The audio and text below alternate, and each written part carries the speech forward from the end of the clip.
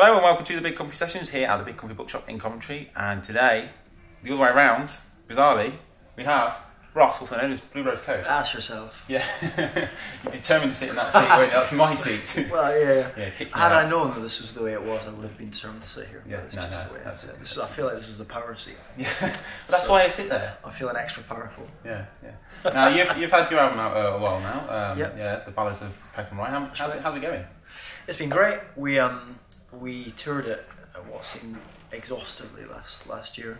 Had a great time, great response, and I'm here today because we're starting off in Leicester tonight, and that's definitely going to be the last tour of this record. We've just put out a kind of live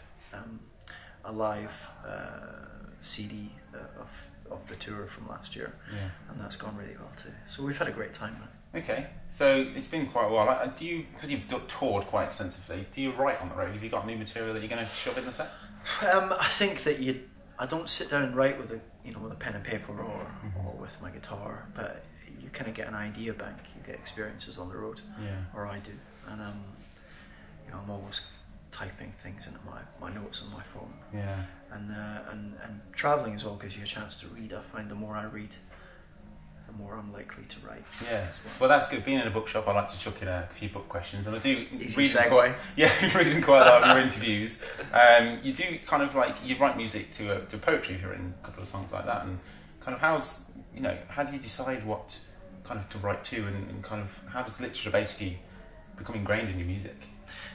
Well, poetry in particular is the kind of paramount criteria has to be if a poem moves me. So if a poem moves me, then and it sounds particularly lyrical, then I'll be interested in putting it to music. And then sometimes it doesn't work.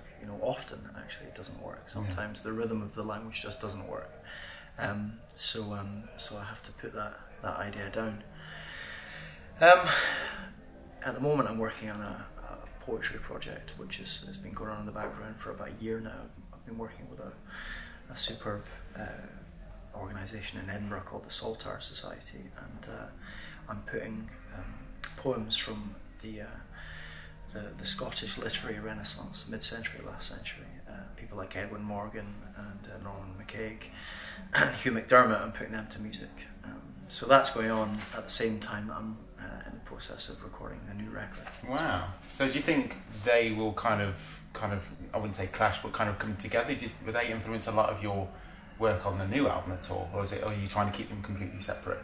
It definitely influences. It was funny that the kind of the testing ground was first and foremost actually I put Robert Frost. I read this amazing poem by Robert Frost in New York called "Acquainted with the Night." I brought one of these tiny little I think they're penguin pocket books, poetry pocket books of Robert Frost, and I was in Brooklyn, and it was just one of these really magic nights. I'm on the subway and I'm reading this Robert Frost poem, and it's I've been acquainted with the night, and I thought, well, I must put this to music.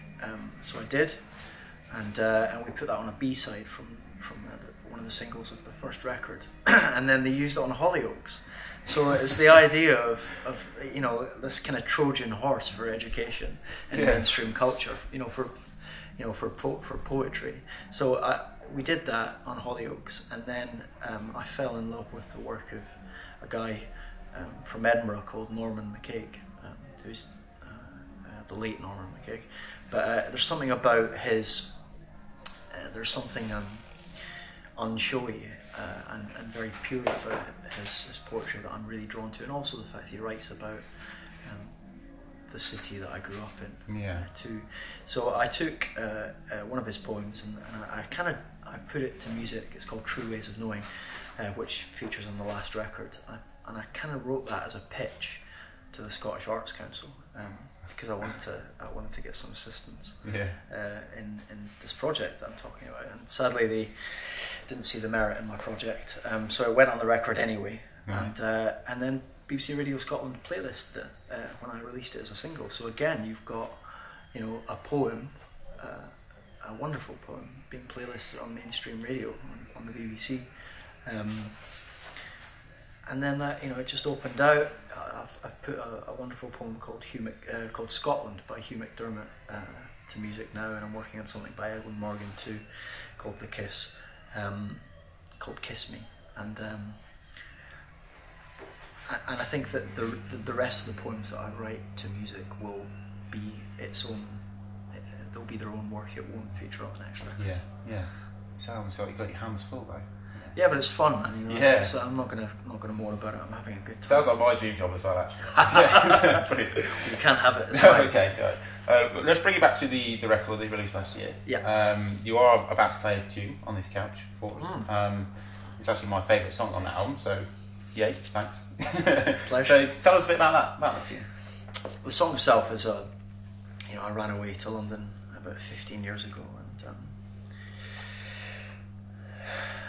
when I became a full-time musician, I started returning to Scotland and playing and getting the most amazing welcome in the Highlands, in Edinburgh, in particular in Glasgow. Glasgow's whisper it, but Glasgow's my favourite city in Scotland, and they've been really good to me. So, you know, the road sign when you're driving up the M1 or the M6 is just to the north, you know, and it represents a kind of to me, like, you know, a kind of magical mystery tourist, like, you know, and particularly it refers to Scotland. It's just about an emancipation, really, an emancipation of the soul, feeling empowered, feeling happy, and because today is the beginning of the tour, I thought it would be appropriate that we write the song. That we play the song. Well, Go North. Brilliant. Thanks very much, Ross, for joining us here in Coventry at the Big Coffee Bookshop. You're about I feel like you haven't had an opportunity to ask all your questions, man. I feel like I've been talking too much. You know what? Those answers are brilliant. Sometimes it's like turning a screw, but they were just like flowing out, and it's absolutely very brilliant. easy. Yeah. Thanks Talking for about having me. poetry in a bookshop as well is like Yeah, man. one of my. You know, it's a dream, isn't it? That's why I opened the place. Which is at Coventry, Fargo, village. Big Coffee Bookshop, yo. There you go. Well, yes. Thanks so much again, Ross. This is Blue Rose Code.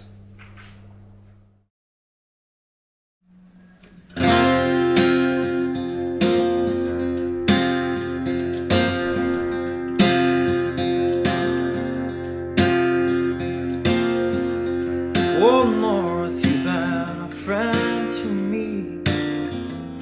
Across your border just to bring me peace. Oh, North, I was a hungry child. I've been a restless soul, I've been running wild. Oh, North, watching your heavens fly. But I've been blue on blue on blue on blue on all the while. Oh, North, I count your Atlantic waves, but all your secrets, I take them away. And oh, my North, I've had no place to go. Oh, my North, would you bring me home? Would you let me know? And oh, my North, I've had no place to be. Oh, my North, would you bring me home? Would you set me